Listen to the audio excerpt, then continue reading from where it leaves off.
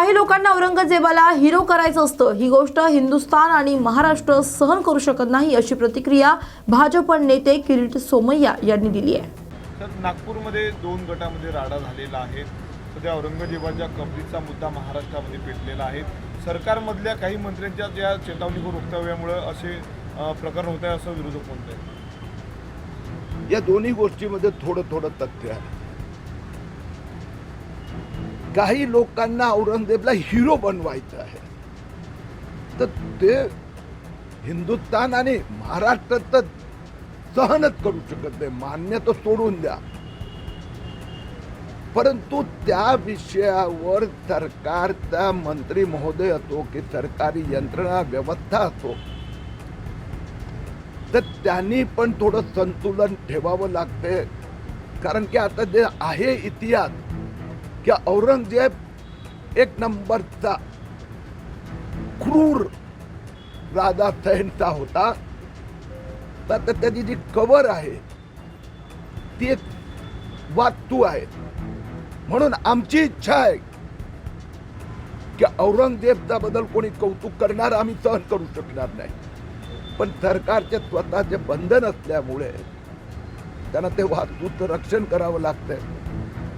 मानसिक दृष्ट्या प्रत्येक हिंदूला वाटते, छत्रपती शिवरायांचा प्रत्येक भक्ताला वाटते औरंगजेब की कबर उडा दो. राहिली गोष्ट आता मुस्लिम समाजातले जे गुंड आहे, काही भाई आहे, यांनी पण हे लक्षात ठेवावं लागणार. वो दिन गए. असं आहे की संजय राऊतला रोज काहीतरी स्टेटमेंट करून ब्रेकिंग न्यूज. मुद्दा असा आहे का संजय राऊतच्या मनात आणि उद्धव ठाकरे मनात औरंगजेबाबद्दल सहानुभूती आहे का? छत्रपती शिवरायाचा कोणीही भक्त असेल, तो मंत्री झाला तरी काय झाला, त्याची भावना आहे की औरंगजेबची कबर असता कामा नये. आणि ही भावना म्हणून सरकारने पण घोषित केलं की कोणी औरंगजेबचा बद्दल हिरोइझम करण्याची भाषा करेल, तो नागपूरचा पण जो तरुण असेल गुंड, त्यालाही जाब दिला जाणार. राहिली गोष्ट सरकारच्या मर्यादा असतात. कारण की ती जी काय वास्तू की जी काय आहे, तर त्याचं कायद्यात न्यायालयाच्या निर्णयाप्रमाणे जे व्हायचं असेल तर होईल. तोपर्यंत सरकारने त्याची काळजी घ्यावी लागते. नंदुरबार जिल्ह्यातील शेतकऱ्यांनी यंदा मोठ्या प्रमाणावरती टरबूज लागवड केली. उन्हाळ्याला या फळात बाजारात मोठी मागणी असल्यानं शेतकऱ्यांनी या पिकाकडे विशेष लक्ष दिलंय. परंतु सध्या वाढलेल्या तापमानामुळे टरबूज पिकाच्या उत्पादनावर विक्रीत मोठा परिणाम झालाय, ज्यामुळे शेतकऱ्यांना आर्थिक नुकसानीचा सामना करावा लागतोय. टरबूज पिकासाठी उष्ण आणि कोरडं हवामान आणि भरपूर सूर्यप्रकाश आवश्यक असतो, परंतु अतितापमानामुळे पिकांचं नुकसान झालंय. सध्या नंदुरबार जिल्ह्याचे तापमान 32 अंश सेल्सिअस इतकं आहे, त्यामुळे टरबूजच्या वेलीचा पाहिजे तसा विकास होत नसल्यानं फळाची वाढ खुंटली आहे. सध्याच्या वाढत्या तापमानामुळे पिकांची फळधारणा कमी होते, ज्यामुळे उत्पादनात घट येते. नमस्कार. आम्ही यावर्षी टरबूज पिकाची लागवड केली होती आणि वाढतं तापमान यामुळे फळधारणेला मोठी नुकसान झालेली आहे आणि अपेक्षित उत्पन्न जे पाहिजे होतं ते यावर्षी मिळणार नाही आणि यामुळे खर्च खूप मोठा झालेला आहे.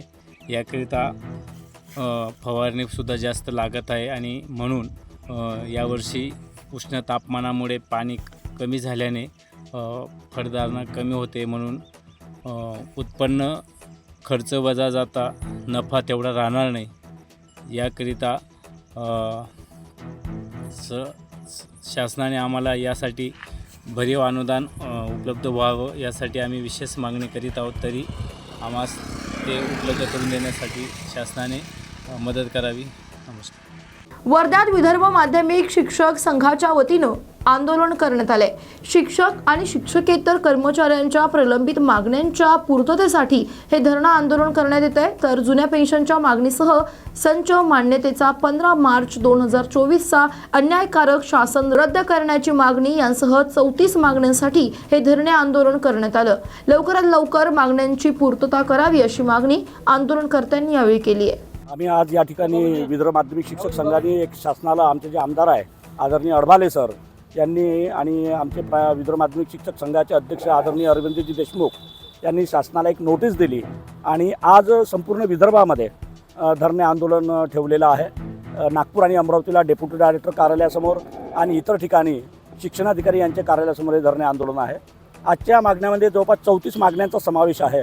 जे शिक्षकांवर होणारे जे घातक शासन निर्णय निघालेले आहे ते रद्द करावे, कर्मचाऱ्यांना जुनी पेन्शन द्यावी, टप्पा अनुदानवाल्यांचं अनुदान रिलीज करावं, अंशतः अनुदानावरच्या ज्या शाळा आहे त्यांना त्या टक्केवारीप्रमाणे अनुदान वैद्यकीय प्रतिपूर्ती व्हावी, त्याप्रमाणे जे कॉन्व्हेंटचे जे शिक्षक आहे आणि त्यांना जे RTIचं प्रतिपूर्ती शुल्क मिळत असते ते कॉन्व्हेंटला अदा करण्यात यावं, ही सुद्धा आजची मागणी आहे. 15 मार्च 24चा घातक शासन निर्णय जो सरकारने काढला, म्हणजे 1 ते 19 पटसंख्येच्या ज्या शाळा आहेत, विशेषतः ग्रामीण भागामधल्या शाळा, डोंगराळ भागामधल्या शाळा, या ठिकाणी शिक्षकच देणार नव्हते आणि म्हणून या विद्यार्थ्यांना त्या डोंगराळ भागातून ग्रामीण भागातून शिक्षणाचा मोठा प्रश्न निर्माण झालेला होता आणि म्हणून अलीकडे शासनाने ती मागणी मान्य केली. आता 1 ते 19 पटसंख्येला पहिले तो 0 शिक्षक देणार होते, तो 1 शिक्षक देण्याचं मान्य केलेलं आहे. तरी मात्र या शासन निर्णयामध्ये अनेक घातक तरतुदी आहे. म्हणजे उद्या चालू माध्यमिकचं जर संच निर्धारण बाहेर आलं तर माध्यमिक शाळांमधले हजारो शिक्षक रिक्त ठरतील, अशा प्रकारचा हा घातक शासन निर्णय आहे आणि म्हणून हा रद्द व्हावा ही आजच्या दिवशी मागणी आहे. त्याप्रमाणे 10-20-30 जी 4 टायर सिस्टीम गव्हर्नमेंटनी स्टेट गव्हर्नमेंटच्या एम्प्लॉयला लागू केली, ती मात्र स्थानिक स्वराज्य संस्था आणि खाजगी माध्यमिक शाळेच्या कर्मचाऱ्यांना ही 4 टायर सिस्टीम लागू केलेली नाही आणि म्हणून 10-20-30ची आश्वासित प्रगती योजना स्थानिक स्वराज्य संस्थांमधील कर्मचारी आणि खाजगी माध्यमिक शाळेतील कर्मचारी यांना लागू करावी, ही सुद्धा आजच्या दिवशी मागणी आहे.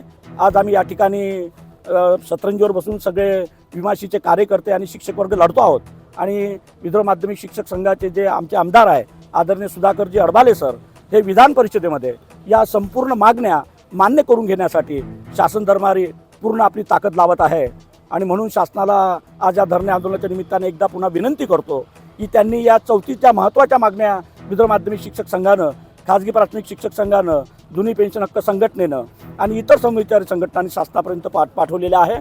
यापैकी अत्यावश्यक ज्या मागण्या आहेत त्या प्रकर्षानं सोडवाव्या आणि शिक्षक वर्गाला न्याय द्यावा अशी या ठिकाणी शासनाला विनंती करतो आणि थांबतो. धन्यवाद. औरंगजेबाची कबर काढून टाकण्याच्या मागणीला महंत रामगिरी महाराज यांनी समर्थन दिलंय.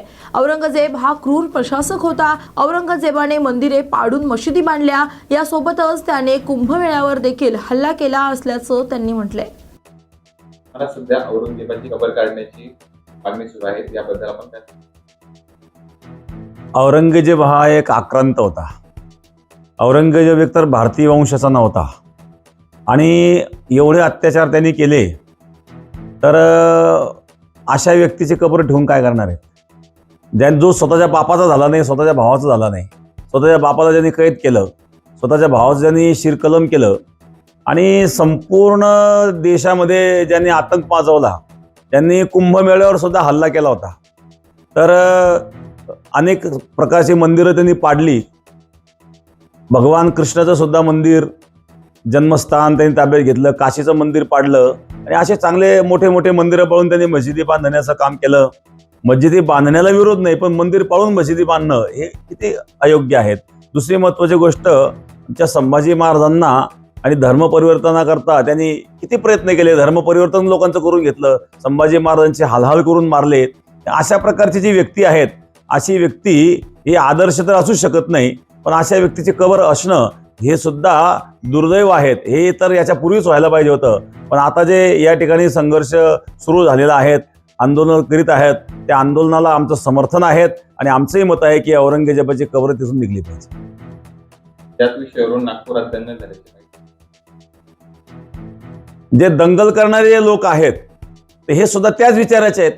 औरंगजेबाच्या विचाराचे असणारे जे दंगल करणारे लोक आहेत, अशा प्रकारचे असणारे जे लोक आहेत आणि ते धरले गेले पाहिजे, पकडले पाहिजे आणि त्यांना शिक्षा झाली पाहिजे.